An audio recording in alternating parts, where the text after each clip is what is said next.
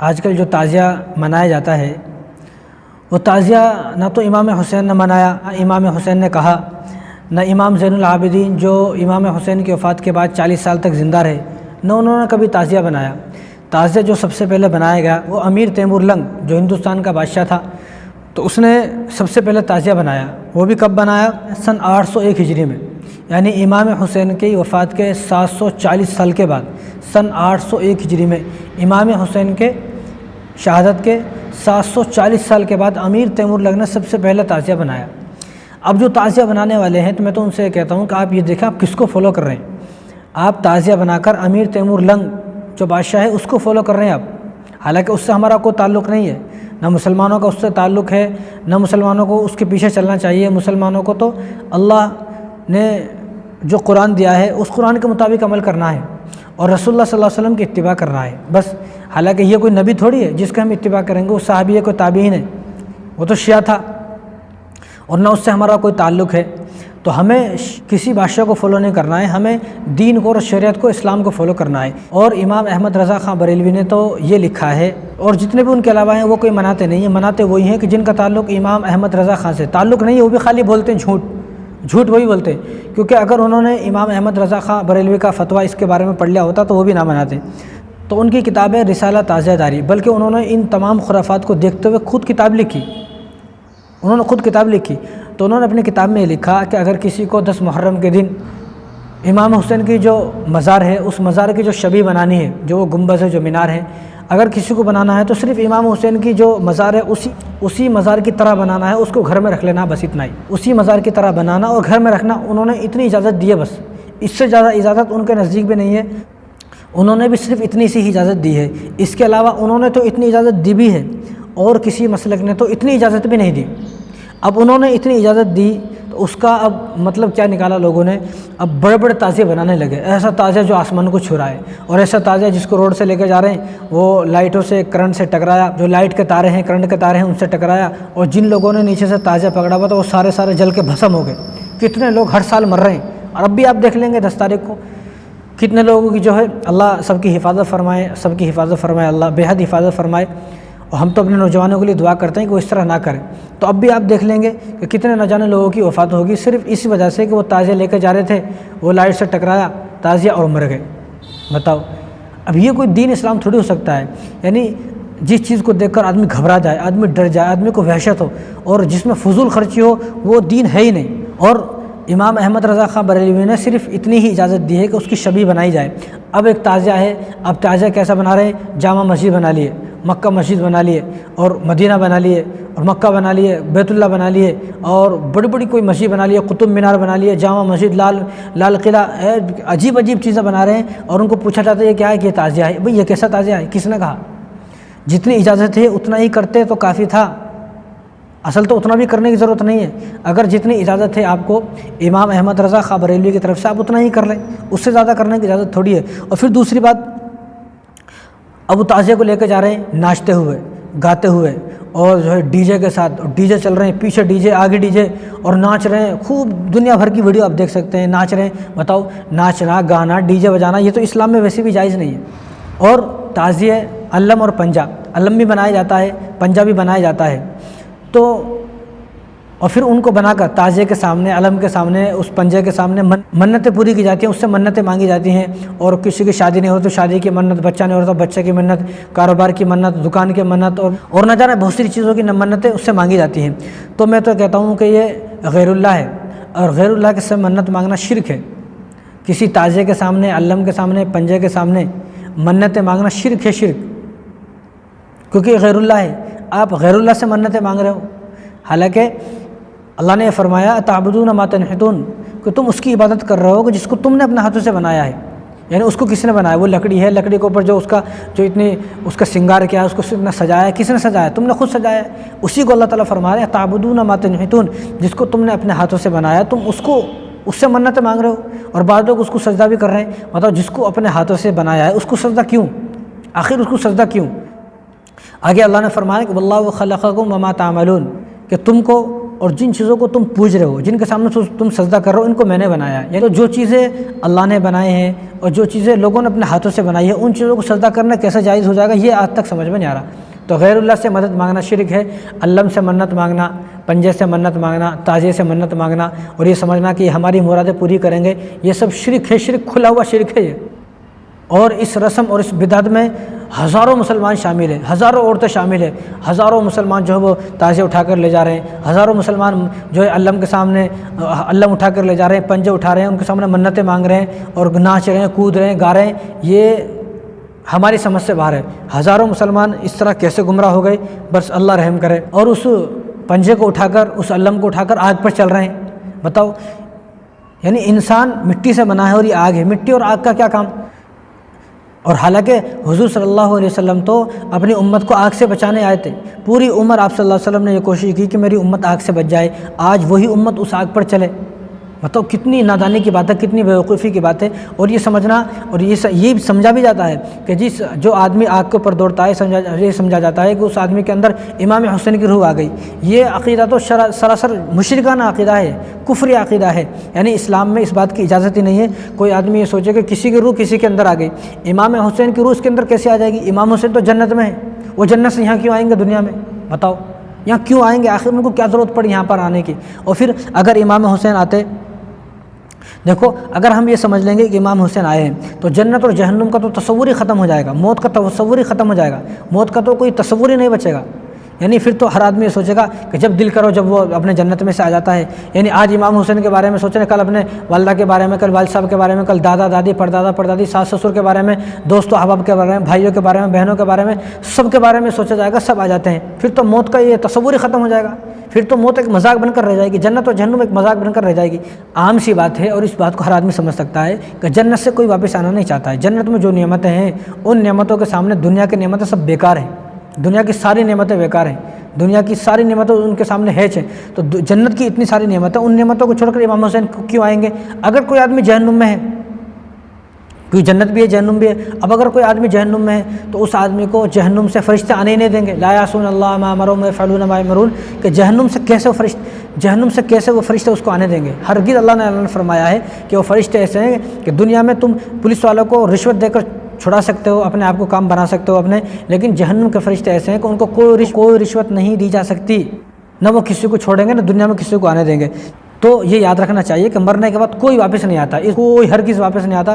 اب جو لوگ ایسا کہتے ہیں کہ مرنے کے بعد لوگ واپس آتے ہیں، ان کی جھوٹی باتیں ہیں، بناوٹی باتیں ہیں، ہرگز کوئی مرنے کے بعد واپس نہیں آتا۔ اور دوسری بات یہ سوچنا کہ امام حسین کسی کے اندر آ گئے، اب میں تو یہ کہتا ہوں کہ امام حسین اگر آتے کسی عالم کے اندر آتے، کسی شیخ الحدیث کے اندر آتے، ہمارے اتنے سارے مدارس ہیں ہر طبقے کے اور ہر مسلک کے ماننے والوں کے، اتنے سارے مدارس ہیں، اتنے بڑے بڑے علماء ہیں، مفسر ہیں، محدث ہیں اور بخاری شریف پڑھانے والے کتنے بڑے بڑے اکابرین ہیں، بزرگان دین ہیں ہمارے، ان کے جسم میں کیوں نہیں آتے؟ اور کبھی غوث پاک نے دعویٰ کیا، کبھی خواجہ غریب نواز نے دعویٰ کیا، یا کتنے بھی جو لوگ ہیں، جتنے بھی بڑے بڑے اکابرین ہمارے ولی اس دنیا سے چلے گئے، اللہ ان کی قبر پر کروڑوں اربوں رحمتیں نازل فرمائے، ان میں سے کسی ایک نے بھی کبھی پوری زندگی میں دعویٰ کیا کہ میرے اوپر امام حسین آ گئے؟ کسی نے بھی کبھی دعویٰ نہیں کیا۔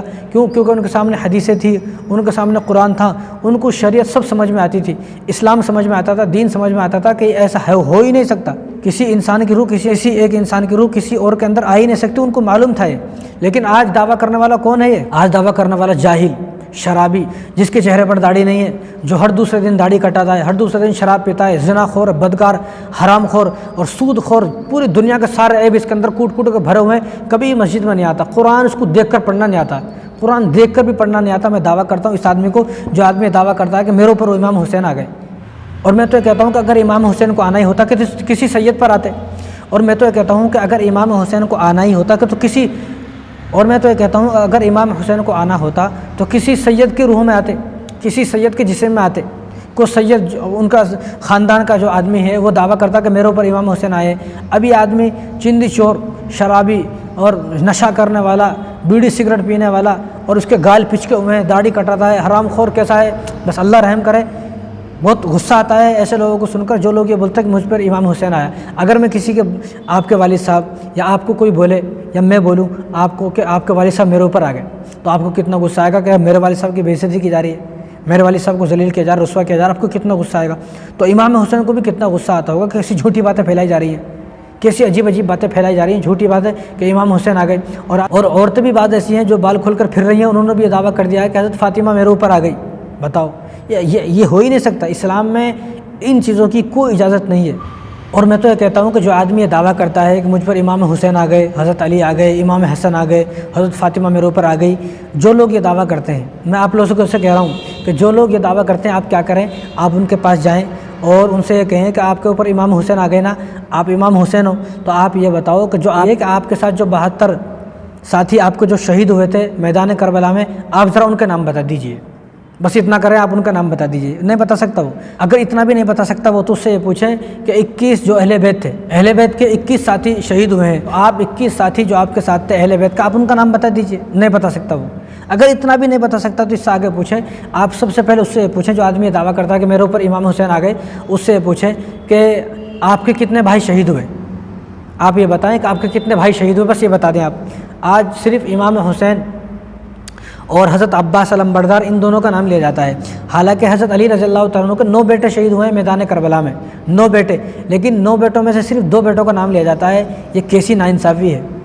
تو ان سے پوچھیں آپ کہ حضرت علی کے کتنے بیٹے ہیں، یہ پوچھیں، آپ نہیں بتا سکتا، پھر آپ ہی بتا دیں اس کو، 9 بیٹے تھے بھائی، حضرت علی کے 9 بیٹے تھے، آپ کے 9 بھائی شہید ہوئے ہیں، آپ ذرا ان کا نام بتا دیجئے۔ وہ ہرگز نہیں بتا سکتا، مرنے مر جائے گا وہ، لیکن یہ نام نہیں بتا سکتا کہ 9 بیٹوں کے نام یا 21 اہل بیت کا نام یا 72 جو ساتھی ہیں ان کا نام نہیں بتا سکتا، وہ ہرگز نہیں بتا سکتا۔ اگر وہ بتا دے تو ہم اپنی بات کو جھوٹی قرار دے دیں گے کہ ہماری یہ ساری باتیں جھوٹی ہے، لیکن نہیں بتا سکتا وہ، کیونکہ اس کے اوپر امام حسین نہیں آئے۔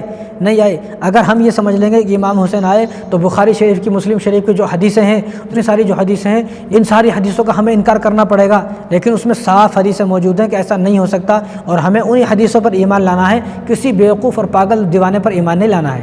اور یہ شخص جو یہ دعویٰ کرتا ہے کہ میرے اوپر امام حسین آ گئے، اور یہ 10 دن تک بڑی کوشش کرتا ہے، بڑی بھاگ دوڑ کرتا ہے، اور وہ اللہ مر پنجہ لے کر، تعزیے کو لے کر 10 دن تک گلی گلی پھرتا رہتا، چکر لگاتا رہتا، مانگتا ہوا، اس نے یہ دعویٰ کیا کہ 10 محرم کو میرے اوپر امام حسین آئے، ٹھیک ہے، لیکن 10 محرم کے بعد اس کی کون سی نانی مر جاتی ہے کہ یہ مسجد میں نظر ہی نہیں آتا؟ یعنی 10 دن تک تو بڑا جو ہے تو نے شور شرابہ کیا، بڑی ہلڑ بازی کی، اور سب کو پریشان کر دیا، اور امام حسین میرے اوپر آ گئے، یہ دعویٰ کر دیا، اتنا بڑا دعویٰ، پھر یہ تو 11 محرم کے بعد کیسے تو غائب ہو جاتا ہے، کہیں نظر نہیں آتا، نہ تو کسی مسجد میں نظر آتا ہے، نہ کسی مدرسے میں نظر آتا ہے، نہ کسی خانقاہ میں نظر آتا ہے، تو کہاں چلا جاتا ہے پھر؟ یہ سمجھ میں نہیں آتا۔ اگر تیرے اوپر امام حسین آتے نا، واقعی تو ولی بن جاتا۔ کوئی بھی آدمی دعویٰ کرتا ہے کہ میرے اوپر امام حسین آ گئے، امام حسین کی اگر کسی پر نظر بھی پڑ گئی، نظر بھی اگر دیکھ بھی لیا، خواب میں بھی جن کو امام حسین آتے ہیں وہ لوگ بھی ولی بن جاتے ہیں، خواب میں بھی۔ اور یہ جیتا جاگتا یہ دعویٰ کرتا ہے کہ میرے اوپر امام حسین آئے، اور پھر تو نہیں بدل رہا، تجھے داڑھی رکھنے کی توفیق نہیں مل رہی، نماز پڑھنے کی توفیق نہیں مل رہی، تو ہم اس بات کو بالکل قبول نہیں کریں گے، بالکل ہرگز قبول نہیں کریں گے تیرے اوپر امام حسین آئے۔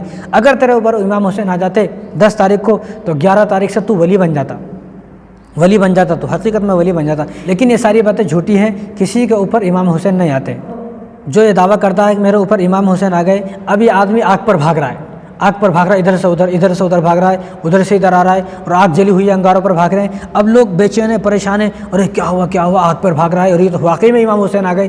بھائی، آگ پر چلنا یہ مشرکوں کا کام ہے، یا یہ کافروں کا کام ہے، ہمارا کام نہیں ہے۔ جو اسلام کو نہیں مانتے یہ ان کا کام ہے، ہمارا کام آگ پر چلنا نہیں ہے۔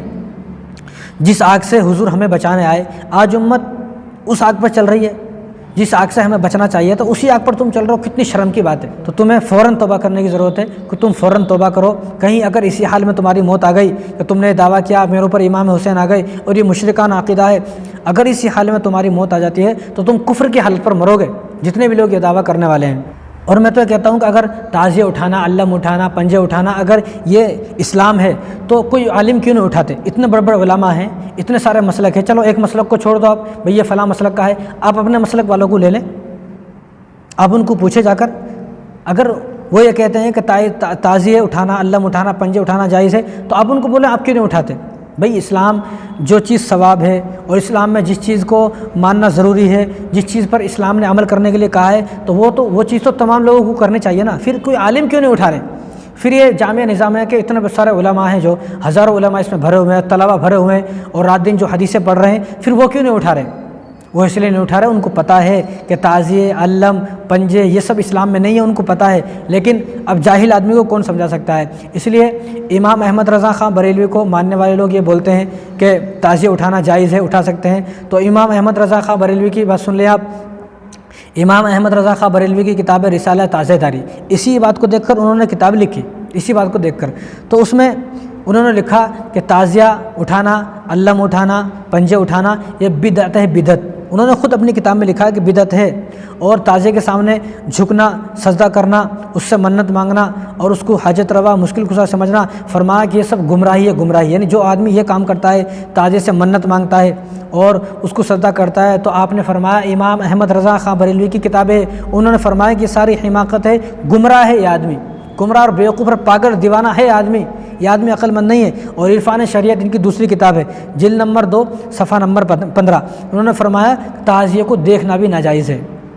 بتاؤ، انہوں نے فرمایا کہ یہ جو مروجہ تعزیہ ہے، جو آج کل تعزیہ جو بنایا جا رہا ہے، جس کو روڈوں پر لے کے پھر رہے ہیں، انہوں نے فرمایا کہ اس کی طرف دیکھنا بھی ناجائز، حرام ہے۔ بتاؤ، یہ تو ان کی بات ہے، ہماری بات تھوڑی ہے، یہ تو ان کی باتیں ہیں، اب ان سے تھوڑی انکار کر سکتے ہو۔ دنیا کا کوئی آدمی ان باتوں سے انکار نہیں کر سکتا ہے۔ اور پھر ظلم تو یہ ہے کہ جو تعزیہ، جس تعزیے کو اتنا کچھ سمجھا کہ جس تعزیے سے منت مانگی، سجدہ کیا، اتنا کچھ کیا، اسی تعزیے کو پھر نالے میں پھینک دینا، گندے نالے میں بہا دینا، بتاؤ کیسی کم عقلی کی بات ہے۔ گنیش میں اور اس تعزیے میں آج اس وقت کوئی فرق نظر نہیں آ رہا ہمیں۔ وہ گنیش کو 10 دن تک بٹھاتے ہیں، پوجا کرتے ہیں، سجدہ کرتے ہیں، منت مانگتے ہیں، سب کچھ کرنے کے بعد 10 دن کے بعد وہ کہیں بھی کسی دریا میں، تالاب میں پھینک کر آ جاتے ہیں۔ آپ بھی وہی کرتے ہیں کہ 10 دن تک تعزیے کو بٹھایا، علم کو بٹھایا، پنجے کو بٹھایا، منت مانگی، سجدہ کیا، دھاگے باندھے، چٹی باندھی اس کو، اور سب کام کیا، سارا کام کیا جو کل تک مشکل کشا حاجت روا تھا، جس کے سامنے سجدہ کر رہے تھے، پھر 10 دن کے بعد اس کو پانی میں ڈال دیا، نالے میں ڈال دیا، گندا نالا جس میں دنیا بھر کی ساری گندگی جمع ہوتی ہے، اس میں پھینک دے۔ بتاؤ یہ کیسی کم عقلی کی بات ہے، کتنی بیوقوف اور کتنی کم عقلی کی بات ہے یہ۔